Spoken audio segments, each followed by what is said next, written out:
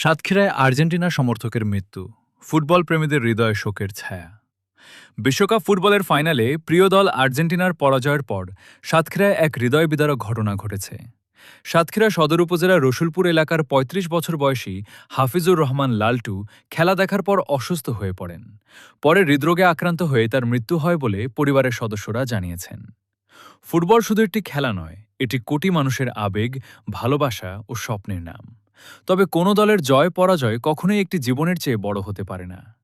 লালটুর অকাল মৃত্যু ফুটবল প্রেমীদের মনে গভীর শোকের ছায়া ফেলেছে। আমরা মরহুম হাফিজুর রহমান লালটু এর বিদেহী আত্মার শান্তি কামনা করছি এবং তার শোক সন্তপ্ত পরিবারের প্রতি গভীর সমবেদনা জানাই। খেলাকে ভালোবাসি, কিন্তু জীবনের মূল্য সবকিছুর ঊর্ধ্বে। এই বার্তাই আমাদের সবার মনে রাখা উচিত। পরিবার ও স্থানীয়দের ভাষ্য অনুযায়ী ওই তরুণ ছিলেন আর্জেন্টিনা দলের একনিষ্ঠ সমর্থক। ম্যাচের ফল জানার পর তিনি ভীষণ মানসিকভাবে ভেঙে পড়েন।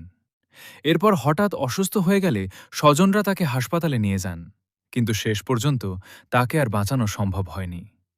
এই ঘটনায় এলাকা জুড়ে শোকের ছায়া নেমে এসেছে।